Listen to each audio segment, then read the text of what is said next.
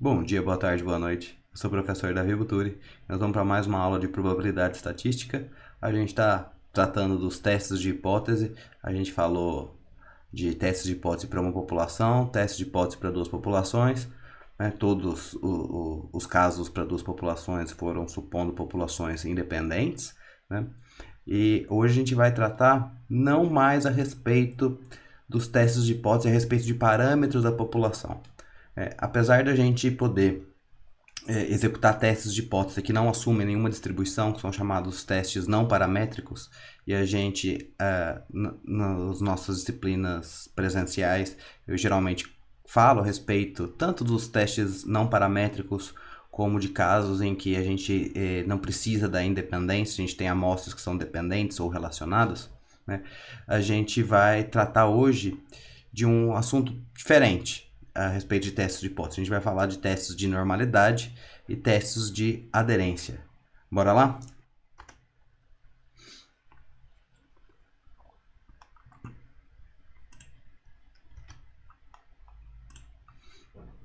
Então, pessoal, a gente continua aqui no nosso conteúdo, na nossa unidade 3 sobre teoria da decisão estatística, né, falando de testes de hipótese. E eu vou comentar algumas coisas a respeito de testes de bondade de ajuste e normalidade, uma introdução a essas questões. E aí a gente vai executar mesmo um teste de Q² para aderência, né? É um dos testes para aderência mais facilmente aplicáveis. Ele não é necessariamente o melhor teste para verificar a adequação de um modelo, mas ele é bastante útil para a gente, principalmente em casos discretos, que ele é bastante simples de ser aplicado. Bora lá, né? Então, até agora, a gente tratou de testes de hipótese a respeito de parâmetros da população, tipo média, proporção, ou poderia ser, na verdade, qualquer outro parâmetro de uma distribuição qualquer, né? Desde que a gente aprendeu os testes assintóticos, né? Então a gente poderia, usando qualquer estimador de máxima verossimilhança, qualquer estimador pontual de máxima verossimilhança, a gente poderia recorrer aos testes de hipótese assintóticos, né? Baseados na distribuição normal. Mas acontece que a gente não considerou uma coisa até o momento, né? Que às vezes a gente está interessado em avaliar se o modelo probabilístico que a gente supôs para aquela população em particular é um modelo adequado para a nossa população. Porque, afinal de contas, a gente nunca sabe o funcionamento da população de fato, a gente nunca sabe se uma determinada população segue ou não uma distribuição em particular. O que a gente faz dar um chute baseado no espaço de mensuração, baseado nos resultados possíveis do nosso experimento aleatório, né? E aí pode ser que aquela população seja representada por um determinado modelo. Acontece que existem vários modelos concorrentes, que são concorrentes no sentido de que eles são úteis para as mesmas situações. Né? Por exemplo, quando a gente está medindo o tempo até a falha, né? Por que não usar o modelo Weibull, ou usar o modelo Gama, ou usar o modelo exponencial? Né? São todos modelos concorrentes e a gente é obrigado a fazer uma suposição, escolher um desses modelos. E hoje a gente vai se concentrar na bondade de ajuste, na qualidade de ajuste do modelo probabilístico para os dados que a gente observou. Então,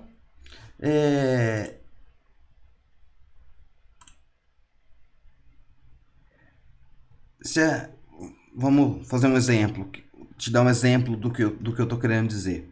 Se a gente estiver interessado em testar se o número de e-mails que chegam a um determinado servidor segue uma distribuição Poisson ou não, ele poderia, como a gente está contando, né, o número de alguma coisa, um modelo típico de contagem, o nosso modelo padrão para contagem é o modelo Poisson. Mas não existe nenhuma razão para não usar um modelo binomial negativo, por exemplo. Poderia um modelo concorrente do Poisson.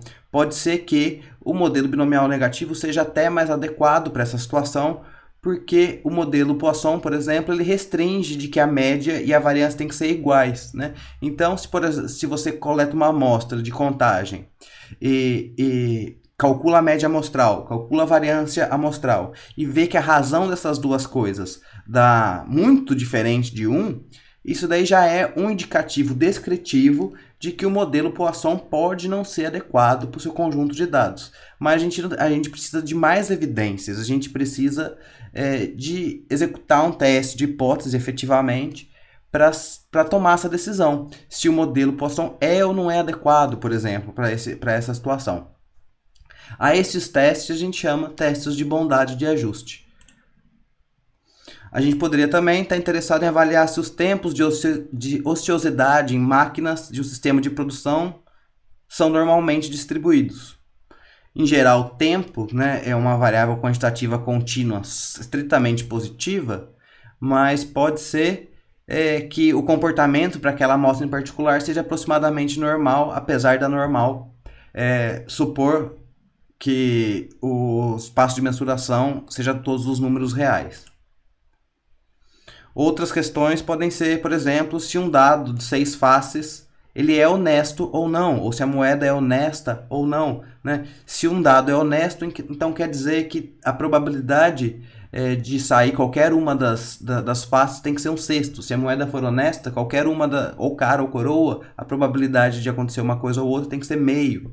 E pode ser que a moeda ou o dado esteja adulterado de alguma forma. E aí, executando esse experimento um determinado número de vezes, a gente consegue avaliar ou testar se o modelo de dado de uniforme discreto para o dado de 6 faces ou para o modelo binomial para a moeda, se ele se adere aos dados, e por isso o teste, isso daí dá origem também ao nome de teste de aderência. Eu falei que no começo da aula a respeito dos testes de normalidade e testes de bondade de ajuste, né? Tem muitos testes diferentes para avaliar a bondade de ajuste. E em estatística, quando a gente tem muitas opções que fazem a mesma coisa, a gente fica um pouco desconfiado. Porque se uma solução fosse perfeita, então não haveriam outras propostas de solução, né? Então, a gente tem aí vários testes de bondade de ajuste, e então a gente começa a pensar que existem uns que são melhores em uns casos, outros são melhores em outros casos. Vai depender, às vezes, de tamanho da amostra, às vezes vai depender do tipo de distribuição, se discreta ou se contínua, né? Então tem vários casos particulares que a bondade de ajuste precisa ser tratada de forma ad hoc, né? De forma individual para cada situação. A gente não vai se preocupar tanto com esses detalhes assim, mas eu vou citar alguns dos diversos testes que tem para bondade de ajuste. O teste de Kolmogorov-Smirnov é um dos testes mais amplamente utilizados para bondade de ajuste. A estatística de Kramer-von Mises, o teste de Anderson-Darling, Shapiro-Wilk, ou Shapiro-Wilk, né? E entre outros aí. Quando a gente está falando de teste de normalidade, na verdade o que a gente está falando é de teste de bondade de ajuste para distribuição normal. Então, teste de normalidade é um teste de bondade de ajuste aplicado a um conjunto de dados que a gente supõe que possam vir de uma distribuição normal. Então, isso daí é muito difundido em diversas áreas da ciência a respeito você precisa executar um teste de normalidade para esse conjunto de dados. E, na verdade, o que está fazendo é realizando um teste de bondade de ajuste para a distribuição normal, né? Nada diferente disso. Por exemplo, o teste de Kolmogorov-Smirnov, ele é um teste geral, que funciona para qualquer distribuição. E aí veio esse pesquisador, o Lilliefors, e baseou o teste dele no teste de Kolmogorov-Smirnov e fez ele específico para a distribuição normal. Então tem muita sobreposição de testes de bondade de ajuste na literatura em estatística. A gente tem que ficar sempre atento para procurar o melhor teste ou um teste que seja adequado para a nossa situação em particular. apesar de ter vários, o teste, alguns deles têm estatísticas complicadas de calcular na mão. Alguns desses testes dependem de simulação computacional. A gente não está nesse momento. Então, o que a gente vai fazer é executar o teste mais simples de aderência ou o teste de bondade de ajuste de Q². Tá? E a gente vai carregar esse teste até o final, o final dessa aula. Bom, um teste de Q² para aderência, ele vai estabelecer que, independente do modelo probabilístico que a gente estiver supondo para a população, de que a hipótese nula desse teste, então o H0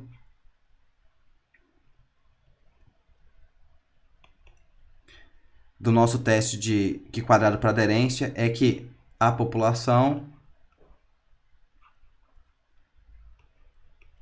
é descrita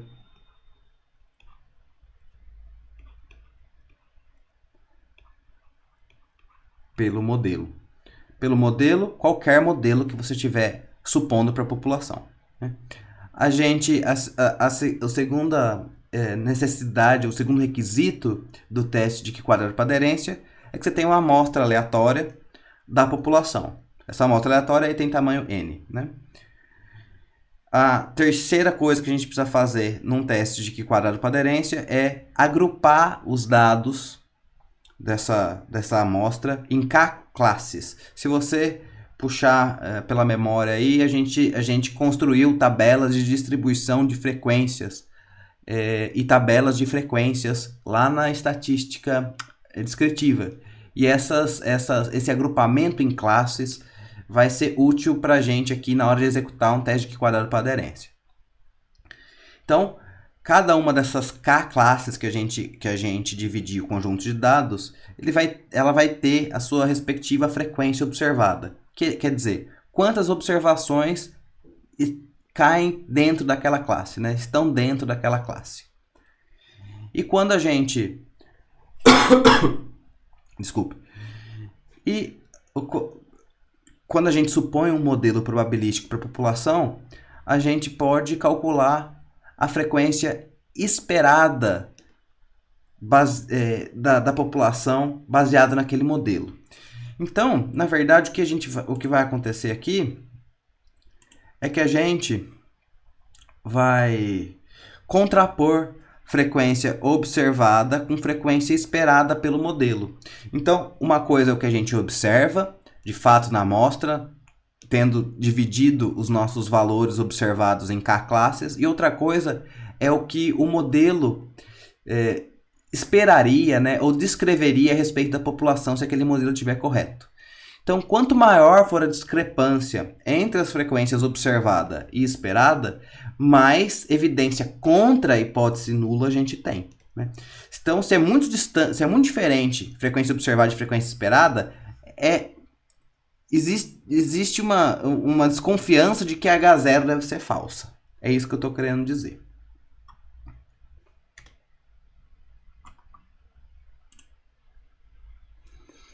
Então, com isso em mente, o que a gente vai calcular essa estatística de Q² aqui, esse xão estrela, né? Que é, na verdade, a diferença entre as frequências esperada e observada ao quadrado. Né? Então, na verdade, tanto faz a ordem que você vai calcular aqui, porque depois que você levar ao quadrado o sinal vai embora, né? Dividido sobre a frequência esperada. Né? E a gente vai ter K frequências esperadas e K frequências observadas. K e não N. K classes, a gente pegou nossa amostra de tamanho N, dividiu em K classes diferentes e calculou a frequência observada e a frequência esperada sobre o modelo, subtraiu essas diferenças, elevou ao quadrado, dividiu pela frequência esperada, somou todo mundo. Sob hipótese nula, ou seja, se a população for de fato descrita pelo modelo proposto, essa estatística aqui, o nosso xão estrela, ela tem uma distribuição de Q² com K menos P menos 1 graus de liberdade. K é o número de classes em que a gente dividiu o nosso conjunto de dados. P é o número de parâmetros que a gente precisou estimar do modelo probabilístico. Então, a gente estudou modelos de 1 ou de 2 parâmetros, então a gente vai substituir aqui P por 1 ou por 2, né? Menos 1, sempre menos 1, né? Então, tá muito doido esse negócio rabiscando sozinho aqui. O que eu acabei de explicar, para você, eu deixo tudo nos slides para você poder estudar aí depois sozinho, né? Inclusive os slides estão todos, como sempre, estão no portal. Então, a regra de decisão do Q quadrado vai seguir muito similar ao que a gente fez para todos os testes de hipótese até agora. Então, a gente vai rejeitar a hipótese nula a 100 alfa% de significância se a estatística calculada, se o nosso xão estrela, for maior que o valor da tabela de Q quadrado com K menos P menos 1 graus de liberdade e probabilidade acumulada 1 menos alfa, né? O complementar da nossa significância aqui. O que acontece é que a tabela de Q quadrado funciona muito parecido com a tabela T. A gente vai ter lá nas colunas os diferentes níveis de significância. E a gente vai ter as linhas em que estão os graus de liberdade. Então, o funcionamento da tabela de Q quadrado é praticamente idêntico ao funcionamento da tabela T. São distribuições completamente diferentes, mas a prática da execução do teste de hipótese é muito similar. Então, o ponto-chave da execução dos testes de aderência, em particular o teste Q quadrado para aderência, é computar a frequência esperada baseado no modelo probabilístico que a gente está interessado em avaliar e comparar com o que a gente de fato observou na amostra, né? Se a soma dessas diferenças for muito grande, a gente vai ter evidência contra a hipótese nula e a gente vai concluir que essa população provavelmente não segue o modelo probabilístico que a gente propôs inicialmente. Aí, o processo de análise de um conjunto de dados começa tudo de novo. Porque se a nossa proposta de modelo probabilístico falhou, quer dizer que qualquer coisa que a gente tenha feito para aquela amostra também não vai servir. Então, qualquer processo de estimação pontual ou intervalar, qualquer teste de hipótese que a gente tenha executado ali, se a gente rejeitou que a população segue aquele modelo probabilístico, então nada disso vale mais. O que a gente vai ter que fazer é recomeçar, propor um novo modelo probabilístico, buscar novos estimadores, obter as novas estimativas pontuais intervalares e, se for o caso, executar os novos testes de hipótese, né? Então, se você falha em validar o seu modelo probabilístico para a população, quer dizer que as suas conclusões para a população, todo o seu processo inferencial pode não ser confiável, né? Então, são muitas incertezas associadas ao processo de inferência estatística e a gente precisa reduzir essa incerteza, né, e ter evidências favoráveis à nossa análise adotada, né? Então, o que a gente tem que fazer realmente é sempre validar toda a nossa análise quando a gente supõe um modelo probabilístico para a população. Claro, nem toda análise estatística inferencial depende da suposição de um modelo probabilístico. Existem, como eu falei lá no comecinho, os métodos que são chamados métodos não paramétricos para tirar conclusão a respeito da população sem assumir modelo probabilístico nenhum. Aí você pode me perguntar assim, olha, se existe isso, por que a gente não usa só isso? Por que eu fico dependendo da suposição de um modelo probabilístico para a população? Existem dois motivos principais para a gente preferir assumir um modelo probabilístico para a população. Primeiro, que a gente simplifica o comportamento da população. E usando a famosa célebre do George Box, a frase célebre do George Box, todos os modelos são errados, alguns são úteis.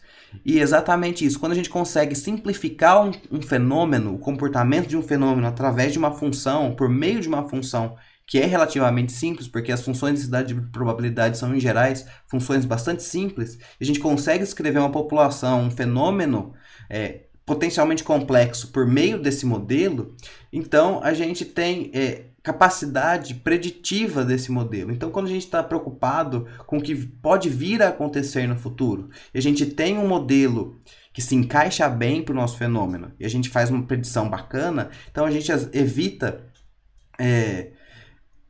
perdas econômicas, a gente consegue evitar perdas do ponto de vista humano. Então, são muitas vantagens quando a gente consegue, de fato, descrever um fenômeno por um modelo probabilístico assim fechadinho. Esse é um dos motivos. Um outro motivo para a gente gostar de assumir um modelo probabilístico e executar os testes chamados de testes paramétricos, porque a gente está executando testes a respeito de parâmetros da população, né? Parâmetros da FDP ou da FP, é que quando a gente compara o poder de um teste paramétrico com o poder de um teste não paramétrico, se a população puder ser descrita pelo modelo probabilístico, então o poder do teste paramétrico é superior ao poder do teste não paramétrico. Então, quer dizer, os testes paramétricos, quando têm seus pressupostos atendidos, tem menor probabilidade de erro tipo 2. E a gente já viu que em alguns casos o erro tipo 2 é até mais grave que o erro tipo 1. Então, principalmente nesses casos, a gente vai gostar muito se conseguir encontrar um modelo probabilístico para descrever a população. Nem sempre isso é possível, e a gente tem que agradecer a existência dos testes não paramétricos que para essas situações em que o comportamento da população está tão complexo que os testes paramétricos e os modelos probabilísticos usuais não funcionam, né? Então, a ideia é a seguinte: quando eu te falei assim, sempre que puder executar um teste unilateral, execute um teste unilateral, a mesma coisa vale para a questão do paramétrico e do não paramétrico. Sempre que puder executar um teste paramétrico, execute um teste paramétrico, porque ele tem maior poder. Claro, isso vem atrelado à suposição do modelo probabilístico e, de fato, à aderência dos dados a esse modelo probabilístico.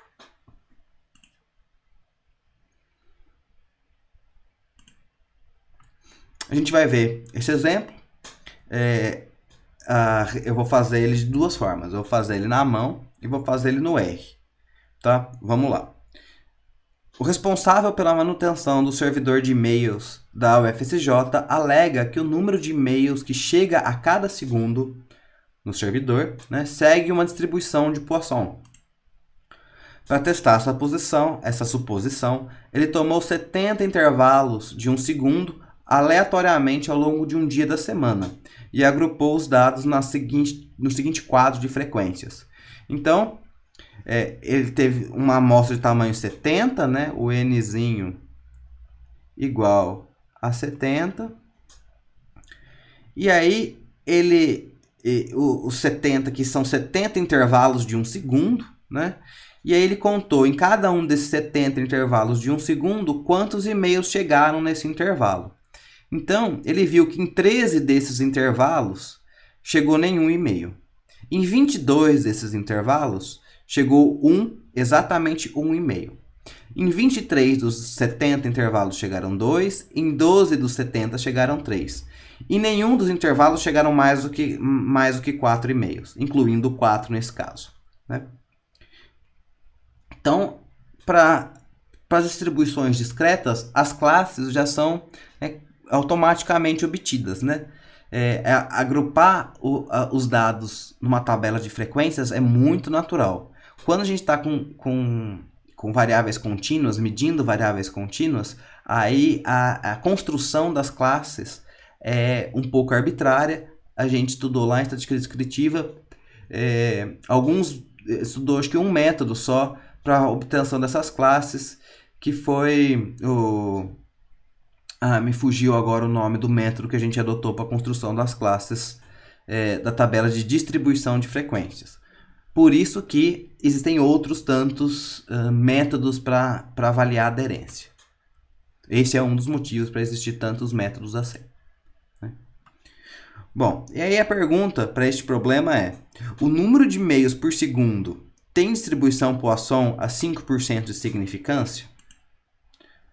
Então, primeiro passo de todo teste de hipótese, declarar quais são as hipóteses. Hipótese nula, a distribuição dos números de e-mails é Poisson, contra a alternativa, né, de que a distribuição dos números de e-mails não é Poisson. A alternativa sempre nega a hipótese nula de alguma forma, né? Então, o segundo passo é a gente determinar o número de classes. Esse é um modelo discreto, né? Não teve observações maiores ou iguais que 4. Então, a gente vai combinar as duas últimas classes, né? Que levam a um total de 4 classes. O que é combinar as duas últimas classes? A gente tinha classe 0, nenhum e-mail, classe 1, 1 e-mail, classe 2, 2 e-mails, classe 3, 3 e-mails. A classe 4 ou mais não apareceu, então a gente vai juntar 3 e 4 chamando de maior ou igual que 3. Né? Aí a gente tem um número menor de classes e perde menos graus de liberdade desse jeito. Né? Então, o terceiro passo, que é o passo mais especial da execução do teste de Q quadrado, é obter as frequências esperadas supondo o modelo Poisson. E a gente vai ter que, claro, voltar no modelo probabilístico, no modelo Poisson. Né? E o modelo Poisson, ele, se você não lembra da função de probabilidade dele, né? Então, se aqui y tem distribuição Poisson, né, de parâmetro lambda, então a função de probabilidade de y, né, é exponencial menos lambda elevado a y sobre y fatorial. Né? Então, o modelo Poisson tem um parâmetro desconhecido, que é o próprio lambda. Né? Quem que é o lambda? A gente precisa estimar a partir dos dados. Né? A gente pode adotar o método da máxima verossimilhança, por exemplo. Se a gente deduzir quem é o estimador pontual de lambda, a gente vai ter que lambda chapéu, né, pelo estimador de máxima, pelo método da máxima verossimilhança, lambda chapéu vai ser y barra se a gente tiver uma amostra aleatória da população.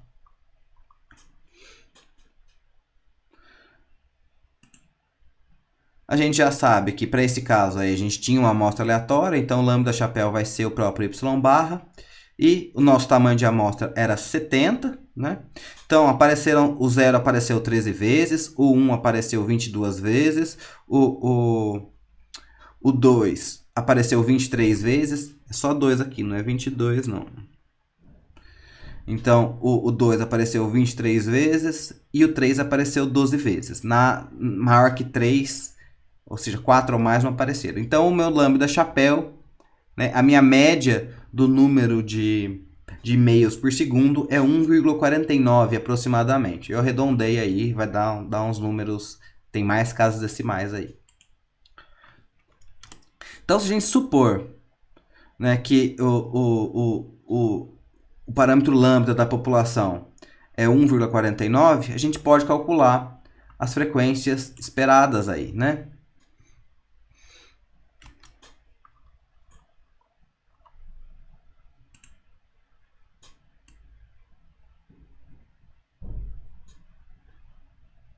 Vou apagar aqui.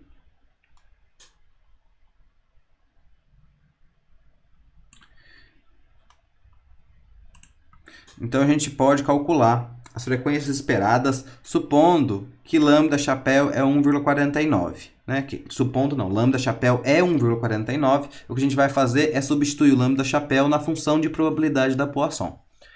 Então, a frequência esperada na primeira classe é simplesmente a probabilidade estimada de y ser igual a 0 vezes o tamanho da amostra. Né?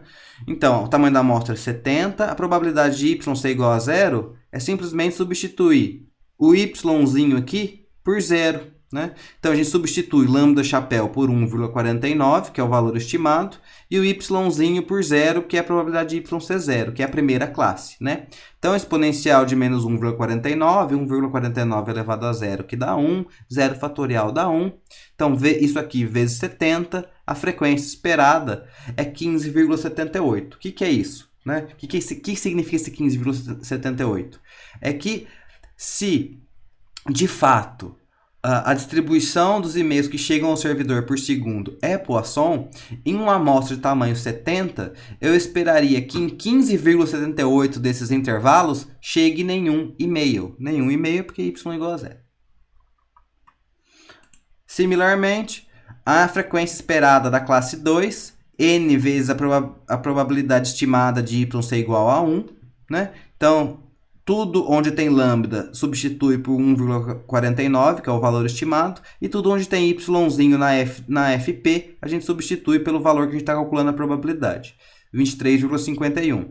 Também, supondo que a distribuição dos números de e-mails que chegam por segundo no servidor tiver distribuição Poisson de parâmetro 1,49, quer dizer que em 70 intervalos selecionados aleatoriamente, 23,51 deverão apresentar exatamente um e-mail, né, nesses intervalos. Então, para a classe 3 e para a classe 4, tudo para a classe 3 similar ao que for feito para as demais, né? Então, a gente esperaria que 17,5 desses intervalos apresentasse exatamente 2 e-mails, né? E aí, para o maior ou igual a 3, como se você lembra do espaço de mensuração da Poisson, o espaço de mensuração da Poisson são todos os números naturais. Então, para calcular a probabilidade de y ser maior ou igual a 3, eu precisaria fazer uma soma de 3 até mais infinito. Isso não tem lógica, né? Então, a gente vai usar a ideia de eventos complementares para calcular a probabilidade. Então, se não é maior ou igual a 3, é menor que 3. E menor que 3 é igual a menor ou igual a 2. Né? Então, fica n vezes a probabilidade estimada de y ser maior ou igual a 3, que é a mesma coisa que 1 menos a probabilidade estimada, p chapéu aqui, né, de y menor ou igual que 2. Então, probabilidade estimada de y ser maior ou igual a 3 é 1 menos a probabilidade estimada de y ser menor ou igual a 2. Por isso que apareceu essa continha aqui, né? Na verdade, essa parte até ao invés de resolver essa conta, você poderia fazer simplesmente 70 menos a soma dos anteriores, porque essa soma das frequências estimadas, ou das frequências esperadas, tem que dar o tamanho da amostra também, porque é o que a gente está multiplicando aqui, né? 70, 70, 70. Se a gente não multiplicasse o 70, pré-multiplicasse o 70 aqui nas probabilidades, essa soma teria que dar 1, né? Segundo axioma de Kolmogorov. Aí pode ser conveniente para a gente escrever contrastar as frequências observadas com as frequências esperadas numa tabela.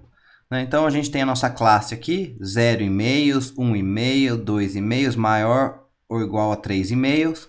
Frequência observada, foram 13 intervalos que não chegou nenhum e-mail, 22 intervalos que chegou exatamente 1, 23 que chegaram exatamente 2, e 12 intervalos que chegaram mais 3 ou mais e-mails, né? A frequência esperada a gente computou usando a distribuição Poisson, que está na nossa hipótese nula, né? E aí pode ser interessante já direto escrever qual que é a diferença absoluta, ou não precisa ser exatamente diferença absoluta, né? Qualquer diferença vai bastar aqui, né? Então, as diferenças aqui, o contraste entre o esperado pelo modelo e o de fato observado nos dados.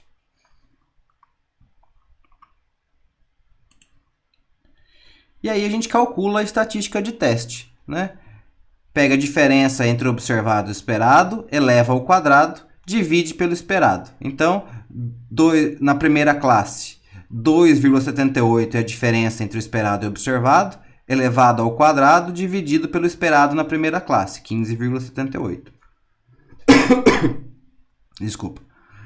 A diferença entre o observado e o esperado na segunda classe, 1,51 ao quadrado, dividido pelo esperado na segunda classe, né? Então, 23,51. A gente faz isso para todas as K classes, como a gente tem aqui 1, 2, 3, 4 classes, então apareceu 4 aqui no somatório, né? E aí a gente tem no final aqui, resolvendo a continha, 2,81 4,17 é a nossa estatística de teste. Agora o que a gente tem que fazer é ir lá na tabela de Q quadrado e verificar qual que é o valor crítico, né, para a gente decidir se a gente rejeita ou não a hipótese nula.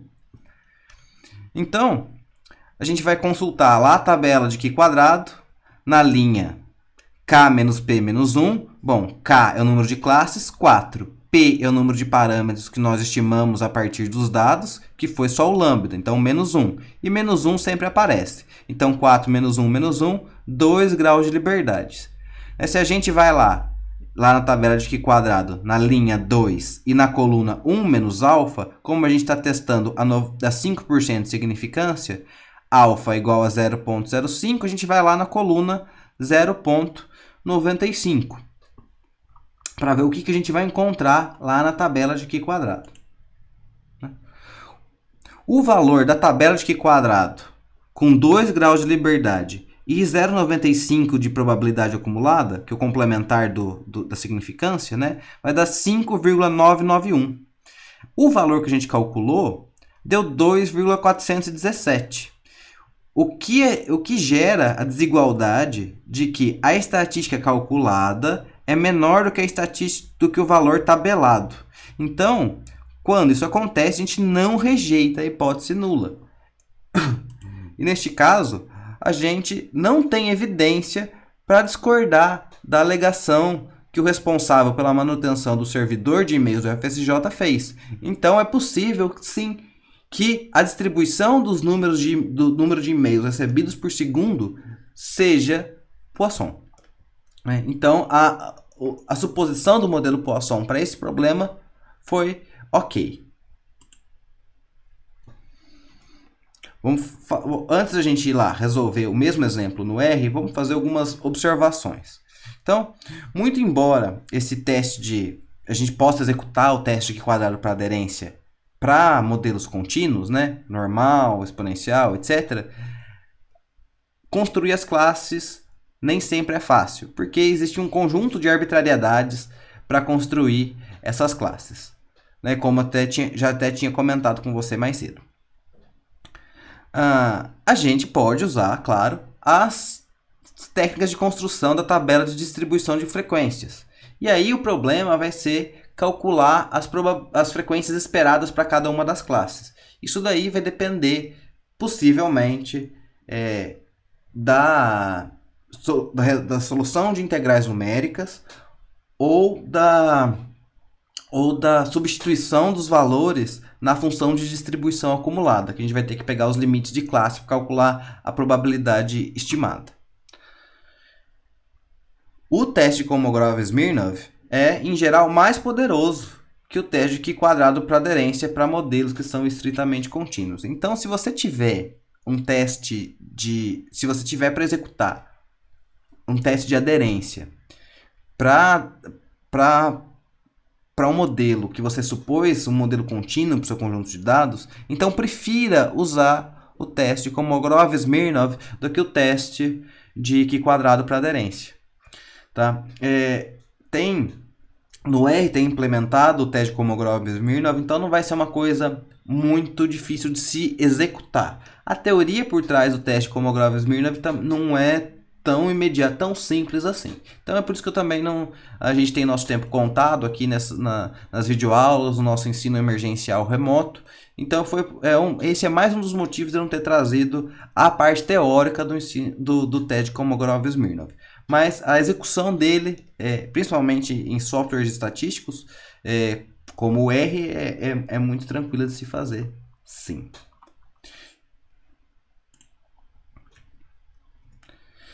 E aí a nossa parte final do problema 1 que a gente vem trabalhando, né? Então, a gente tem aí a questão dos dependentes, dos trabalhadores de uma determinada empresa, né? E que a empresa vai pagar em parcial ou integralmente, não se sabe, né? Os planos médicos e odontológicos para os funcionários e os seus dependentes. Ao longo da solução desse problema, que a gente fez estimação pontual, estimação intervalar, fez alguns testes de hipótese para uma população, né? E para fazer tudo isso, a gente supôs um modelo probabilístico. Então, no seu relatório final, né, que abrange os testes de hipótese, eu quero que você inclua necessariamente a questão da aderência ao modelo probabilístico que você vem supondo para fazer todas as inferências aí. Pessoal, beleza? Vamos lá pro R, então? Eu vou abrir aqui.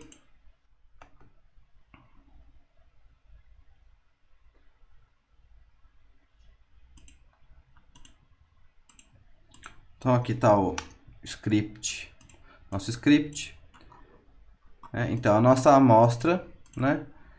Ela é, na verdade, se você prestar atenção aqui, ela vai ter a origem da amostra, né, tem tamanho 70, e aí o responsável pela manutenção dos servidores observou 13 zeros, observou 22 uns, observou 23 2, observou 12 3. E aí, o conjunto de dados é, na verdade, sempre essa lista aqui, né? A gente que organiza em quadros, em tabelas e tudo mais.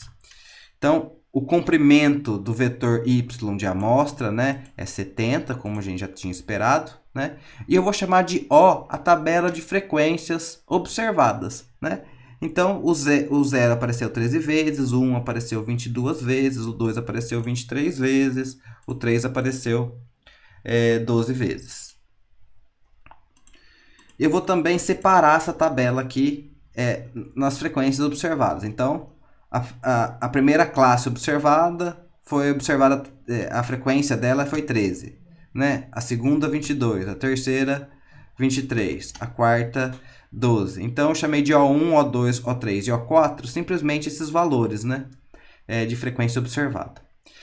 E agora que a gente tem que computar as frequências esperadas.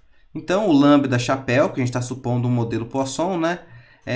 O estimador é o próprio y barra, então a média de y, né? Então, você vai ver aqui que eu aproximei bastante lá nos slides, e aqui deu, na verdade, 1,48, 57, 14. Como a gente está executando tudo no computador, não tem por que a gente arredondar isso daí. Vamos usar a precisão computacional que a gente tem à nossa disposição. E aí vamos computar as frequências esperadas. A frequência esperada na primeira classe é a probabilidade, né, de o y ser 0, a probabilidade na distribuição Poisson do y ser 0, se o valor de lambda for igual, né, ao nosso valor de lambda estimado, nosso lambda chapéu. E aí, o valor estimado na primeira classe, bem parecido com o que a gente encontrou lá depois dos arredondamentos, né? Aqui os resultados vão estar melhores do que estavam nos slides por conta da precisão computacional, né? Aqui o nosso E3 é 17,48. E aí a única coisa que eu quero mostrar para você é a questão lá da última classe, né? Que a gente calcula como sendo 1 menos a soma das probabilidades de 0 até 2. Então, esse 0 até 2 aqui cria um vetorzinho 0, 1, 2, né? Se eu colocasse aí 0, 2 pontos, 5. Ia aparecer 0, 1, 2, 3, 4, 5. Então, eu estou somando todas essas probabilidades anteriores aqui, né? Calculando o seu complementar para obter o valor esperado na quarta classe. Vou organizar essas frequências esperadas nas 4 classes como num vetorzinho E, né? Então, tá aqui as frequências esperadas no vetorzinho E. E a soma de E tem que dar o tamanho da amostra, tem que dar o 70. Né? Assim como a frequência de O, a soma das frequências observadas também tem que dar o tamanho da amostra. Né? Então, a nossa estatística de teste, o Q estrela que eu chamei aqui, né? É a diferença entre o esperado e o observado ao quadrado sobre o esperado. Soma todo mundo. Então, o valor da estatística deu 2,446883 aqui. E aí a gente vai verificar o valor na tabela de Q quadrado. Então, os graus de liberdade. Comprimento do valor esperado, que vai ser, na verdade, o número de classes, né? Menos 1, porque eu estimei um parâmetro, menos 1 de praxe. Então, o grau de liberdade deu 2, você pode ver aqui embaixo, né? Que o grau de liberdade deu 2. E agora a gente vai computar o valor de Q quadrado da tabela. Então, a gente usa a função quantil de Q quadrado, QQISC, né? Então, aqui é o valor de significância que eu quero, o 0,05, né, que é a minha significância do teste. Como a gente está falando da probabilidade acumulada até o complementar, 1 menos o nível de significância. Com o parâmetro de grau de liberdade da distribuição de Q quadrado igual aos graus de liberdade que a gente calculou na linha anterior. O nosso Q da tabela vai ser 5,99, igualzinho a gente tinha obtido nos slides, né? Então, a gente vai decidir se Q calculado, Q estrela, for maior que o da tabela, a gente vai rejeitar a hipótese nula. Aqui ele vai mostrar para a gente falso ou verdadeiro. Se falso, não rejeita. Se verdadeiro, rejeita, né? Então, deu falso aqui, a gente não vai rejeitar a hipótese nula. Alternativamente, a gente pode usar a função já implementada no R, ao invés de usar o R como calculadora, né? Não tem por que a gente sempre ficar implementando as coisas que já existem, né? A OR tem a função aqui, ó, QISC.test, né? Então, o QISC.test, o primeiro argumento vai ser as frequências observadas e o segundo argumento são as probabilidades esperadas, né? Probabilidade esperada é a frequência esperada sobre o tamanho da amostra. A gente vai olhar aqui que o valor da estatística está corretinho, bateu com o que a gente calculou, porém tem um problema. Os graus de liberdade estão errados. O R não sabe que você estimou um parâmetro a mais aí. Entendeu? E ele nunca vai saber. Então, a gente tem que corrigir esse valor de P aqui. Para a gente obter esse valor de P, lembrando que o valor de P é um segundo tipo de regra de decisão, né? Se o valor de P for menor que o nível de significância do teste, a gente rejeita a hipótese nula, né? Aqui já deu bem alto, né? Mas a gente não pode olhar para esse valor de valor de P, porque os graus de liberdade estão errados. E sempre vão estar errados para o teste de Q quadrado de aderência, quando a gente está avaliando um modelo probabilístico em particular. Então, a gente tem que corrigir o valor de P com essa linha aqui, né? A probabilidade acumulada da distribuição de Q quadrado no valor da estatística calculada, né? 2,4469, com os graus de liberdade corretos aqui, né? Que foi 2. Então, o nosso valor de P para esse problema seria ainda muito maior que o nível de significância adotado, 0,05, né? Então, a gente continuaria não rejeitando a hipótese nula. Pessoal, essa foi a nossa videoaula de hoje. Espero que vocês tenham curtido o conteúdo. Foi o encerramento da unidade 3, o encerramento da unidade a respeito de testes de hipótese. E já nas próximas 2 semanas, a gente vai trabalhar com a introdução aos modelos lineares, a nossa última unidade do curso, a unidade 4. Pessoal, isso aí. Até mais.